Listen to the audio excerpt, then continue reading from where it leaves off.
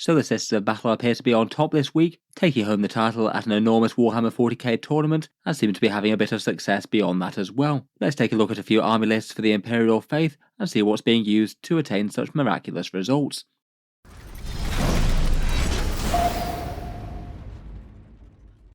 Hello and welcome back to Auspex Tactics, where today we're talking Sisters of Battle in Warhammer 40k, and in this video I thought it would be a good excuse to take a look at current Sisters army lists, given that they've taken home the top spot at Games Workshop's enormous US Open Tampa, one army of the faithful managing to fend off a massive 8 other opponents in a grueling and hotly contested tournament.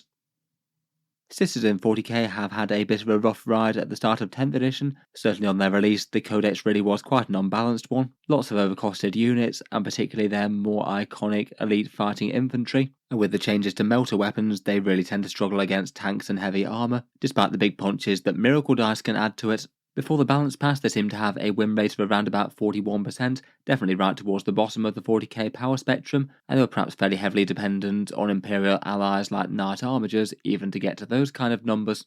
The balance pass does admittedly seem to have actually helped them out really quite a lot though. Despite some solid enough points decreases, there was a fair bit of doom and gloom when it came out, just because it didn't really seem to have fixed most of the underlying issues with the army, even if you could get a few more units than you could before. By the numbers and stats at tournaments though, it does actually seem to have improved them to the extent where they seem to be a fairly solid mid-tier faction right now. They've got an average win rate of around about 48%, which is more sort of middle of the field. There's lots of armies that are weaker than that, though admittedly it looks like they've only taken home one big tournament win so far, which is the one that we're talking about, even if a few other lists have placed high or gone undefeated.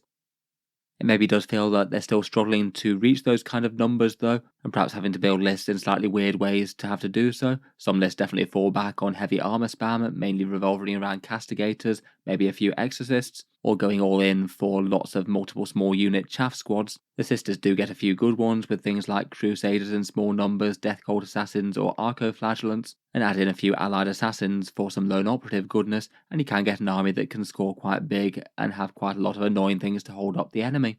Otherwise, for slightly more common staples, Seraphim are quite nice with their deep strike and move shenanigans. At least some Battle Sisters seem to be a good idea to farm up some miracle dice. A bunch of their special characters are fairly efficient in the Triumph of St. Catherine, Morvenval and Celestine, and most lists seem to find a place for the Palatine with the Blade of St. Eleanor, really quite an efficient buffing and combat character for the stats. In any case, in this video I thought we'd take a look at 3 strong army lists and how they put all the Sisters' tools together, mainly focusing on the one that won the big event at Tampa Open, and then a couple of others that went undefeated though didn't quite win their events. Starting out, it seems that the list that won the Tampa Open was run by Jeffrey Kolodner. Really quite a big achievement that I wouldn't underestimate here. Going 8-0 wins to losses against a massive field of 290 other players is pretty big stuff, and doing that with a faction with some kind of average win rates is just massively impressive, as you're going to be fighting off against the very best stuff in the game and in multiples. Going through each element of the list one by one, first up we've got Morvenval leading a unit of 3 Paragon Suits. They take the multi-melters and have 2 maces and a blade. The Paragon Suits are 200 points for 3 of them. They did go down a fair bit in the points updates, and I feel like they're a bit more tempting overall. I feel like with Val attached they've got enough damage to justify themselves, but still just aren't enormously tough to defense. Each one at 60 odd points is only 4 wounds, toughness 6, and a 2+ save with a 4+ invulnerable. Against a dedicated anti-tank you could be losing suits really quite quickly there. Morvenval though I think is spectacularly efficient for an 125 point character, and she's the thing that carries the Paragon Suits to being nice. Weirdly, she's basically no less tough than them per point. It's much more dangerous in melee with potentially 8 attacks at strength 8 and damage 3 once per game, and she also allows the entire units to reroll all hit and wound rolls, which is just massive both for her own damage and also for all of the other suits. Full wound rerolls in particular is pretty nice for making the melters work, then maybe could use a miracle dice for a big damage result on one of the ones that gets through. Next up, and perhaps the biggest element of the army, is a bunch of infantry on transports and supported by some foot characters. Here we've got 3 units of Battle Sisters, all with multi-melters, power swords, combi weapons and the Simulacrum, and then interestingly enough one each takes a Flamer, Melter Gun and Storm Bolter.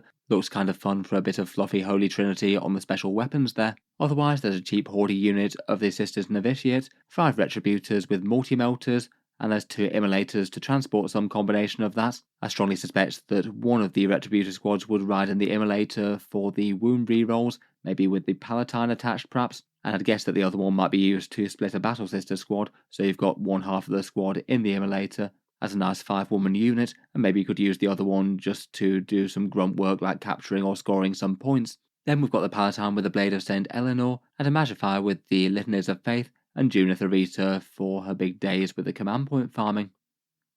Looking through a few of those, I was perhaps a little bit surprised to see quite so many Battle Sisters on the board, though it's very cool. There are 100 points for 10 of them, and you get a fair mix of fun special weapons, the multi-melter perhaps being standout, and they're perhaps most useful for the Miracle Dice farming. You get to generate Miracle Dice for each objective that's got a Battle Sister unit on it, plus they can farm them a bit better with the Cherub and the Simulacrum. I've seen a few people maybe just running 1 or 2 of the units to capture objectives, but it certainly seems that 3 can work fine. For the support characters, Junitha Rita's 90 points, again I think fairly efficient all around, a fairly nice twin-linked heavy flamer, a Mace of Castigation for a little bit of melee, -1 to hit for the unit that she is leading, and farms a command point each turn, which I think makes up a fairly good chunk of her value at 90 points. Otherwise in support, and maybe in the same sisters unit as Junith perhaps, there's also an Imagifier. This one's just 35 points for a 4+ invulnerable save for the unit, so it could be quite a durable sisters unit between the -1 to hit and that. It's got the bonus of allowing you to re-roll the miracle dice if things are destroyed within 12 inches, and the Imagifier also takes the Litany of Faith enhancement, 25 points to allow you to re-roll 1 miracle dice from the pool each turn, hopefully changing a fairly useless result into something that's actually quite helpful. Finally, the Palatine's really quite a common include in competitive sisters lists. Lethal hits definitely helps things like melters, wounds, very tough enemy vehicles, and with the Blade of St. Eleanor enhancement, for just 15 points she's actually genuinely quite a threatening close combat specialist. Strength 5, AP 2, and damage 3 with 5 attacks hitting on a 2 is rather nice, particularly with lethal hits, and the option for rapturous blows as well if it makes sense, if you want to discard a junk miracle dice for it. Finally, for the trooper support, there's the Immolator, 115 points for a fairly efficient little transport now I think, now it went down a bit. Either the twin multi-melters or the Immolation Flamers seem to be the way to go, either a little bit more anti-tank damage with reroll wounds built in, or really quite a punchy overwatch threat with 2d6 strength 6 auto hits with ignores cover. If you're using Retributors, then it could be quite interesting for delivering them to the front, as it allows you to reroll wound rolls if you target the same unit as the Immolator has. Next up for some fast movers, there's St. Celestine herself leading a squad of Seraphim. Again, I feel Seraphim are definitely a unit that you could take lots of if you wanted to. 70 points for a unit with 4 hand flamers and a plasma pistol. They're the ones that can make a normal move after they've shot, so are really quite nice jumping up the board and screening and things, or could drop down with deep strike or rapid ingress. Definitely a unit that you could play in different ways depending on the opponent. For Celestine herself, she was a unit that I was kind of surprised got a points cut in the latest points update, one of the better sisters units to start with, now down to 135 points, and brings a fair bit of angelic melee power with lots of attacks that can really punish enemy elites with good AP and devastating wounds. Definitely a very powerful and annoying model for picking on isolated enemies and remaining hidden. She can heal her Gemini, which helped tank for the unit, and also when she dies she gets up on a 2+ the first time, and that could be more than many squads could handle having to fight her a second time over.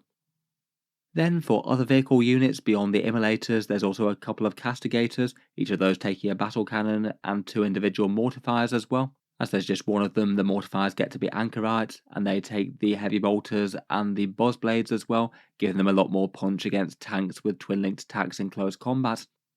Castigators do seem to be remaining a very solid staple in Sisters list though, 140 points for a fairly general purpose battle tank, and it comes with 3 heavy bolters, a hunter killer missile, and your choice of the battle cannon or auto cannons, both of which I think have quite good advantages depending on what you're firing at. The battle cannon gets the blast keyword, gets to ignore cover, and gets more shots at longer range outside of 24 inches, and it also gets to reroll hit rolls against monsters and vehicles as well, which is an advantage. Hard to go too far wrong with these, though at only AP -1, they could struggle with things with 2+ saves.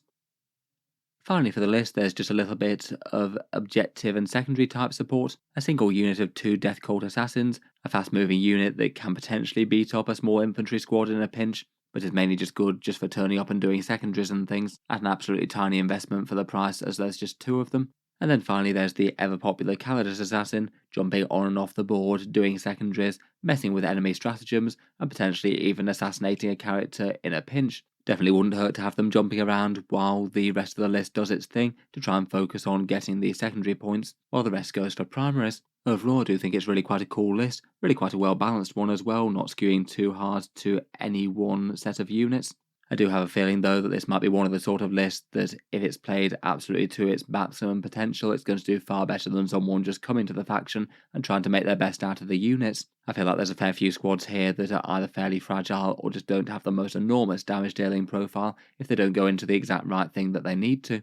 Looks like it was played to victory against really quite a good selection of 40k armies as well. Over the last few rounds, it was World Eaters, Eldari, Tyranids, and Orcs. Most of those are performing really quite well in current 40k wins and things. Otherwise though, just for a bit of a contrast, I thought it would be interesting to take a look at another couple of well-performing Sisters lists over the last couple of weeks, and this one was used by Brendan McKenzie to come third at Kibber's Melee, a big 100-player tournament, again going entirely undefeated though, 5 wins to no losses. This one's interestingly a really transport-heavy list, 3 Immolators, all with the Immolation Flamers, and 4 Rhinos. The theme seems to be just lots and lots of really annoying multiple small units for the opponent to have to deal with. Those Immolators could be used to split at least some of the Battle Sister squads, making some 50-point units, and then as well as that there's some cheap Novitiates, 3 small units of Crusaders, 3 units of Move Shoot Move Seraphim with the Hand Flamers, and a tiny 3-man unit of Arco-Flagellants. Perhaps some of the scarier things for the enemy might be the 2 big units of Arco-Flagellants. 2 units of 10 of them really pack quite a serious punch for their points cost there. Should manage to blend most infantry without a too high armor save, plus they're at least fairly durable with their 2 wounds as well. And then there's a Calidus and Eversaur assassin, both annoying lone operatives. Kind of fun to see the Eversaur included there. I feel like between him, the Arco-Flagellants, and the Seraphim, you've got really quite a lot of things to deal with enemy infantry here. Otherwise, leading the list, there's a Dialogus, the Triumph of St. Catherine, which has just got an enormous amount of wounds and is very annoying to deal with, and the Palatine with the Blade of St. Eleanor. I guess the plan against anything too tank and vehicle heavy is probably just going to be to outscore the opponent with all of those chaff units. There's just not a whole load here that actually does good damage to tanks whatsoever. Seeing as there were a lot of them, here's the datasheet for the Arco-Flagellants. I do think that these Chain Flail Freaks are really quite an interesting unit for the Sisters right now. They move fairly fast, they've got 2 wounds with a 4+ feel no pain to absorb a surprising amount of volume fire, and if they go hazardous with the extremist trigger words, then the Arco-Flails just stack a crazy amount of wounds on the enemy. Out of a full squad of 10 of them, you'd expect around about 40 hits, all at strength 5, AP 0 and twin links. That'll definitely chew a few wounds off just about anything in the game, but particularly anything with medium or lower saves.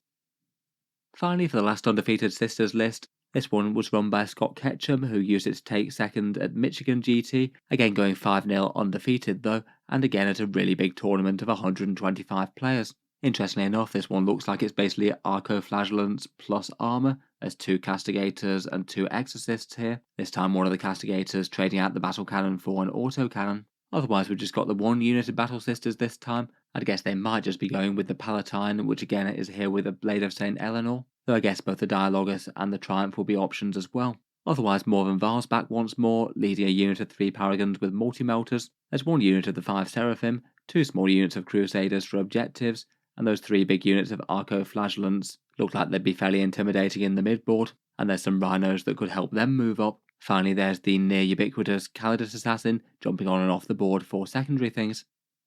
The Exorcists in that list are perhaps one of the biggest units that we haven't talked about so much yet. Again, they got a small points decrease in the balance update, now 160 points, and in general you'd want to take the Exorcist missile launcher, 2d6 strength 10, AP2 and damage d6 shots with heavy and indirect fire. It really is fairly punchy as artillery pieces go with that kind of damage output, and having a couple of them could genuinely be enough to remove a key squad from an objective, or otherwise just really punish a fragile enemy unit that was depending on hiding behind a line of sight blocking thing to remain safe until it got to strike. It could definitely be used direct fire alongside the Castigators though, if it made sense. In any case, I think it's kind of cool to see Sister Battle actually doing fairly well in tournaments once more. Still a faction with issues, and I feel like a few of their more iconic units could probably do with some more points cuts or rules boosts to make them more powerful. But it seems that at least with the higher end of play, then they can be made to work, even if a few of the lists might be building a bit around slightly niche things like multiple small unit spam or armor. Let me know your thoughts on the list though, and any other insights as to how they were played. Always interesting to get a bit more details as to how they work. If you've enjoyed the video, then feel free to subscribe to Auspex Tactics, or I'll certainly keep the regular 40k videos coming. I do tend to post new ones just about every day. Finally, if you have been enjoying all the videos on the channel, I would just like to mention that Auspex Tactics does have a Patreon page as well, and you can find that linked in the video description if you'd like to help support. Channel patrons do get a fair few advantages, seeing certain videos early, regular votes to see what sort of things come next on the channel, and automatic entry into the regular prize giveaways with a chance to win some big model kits each month. If any of that sounds good to you, or you'd just like to help support, the link is down in the video description. In any case, a massive thank you for listening, and I'll hope to see you guys next time.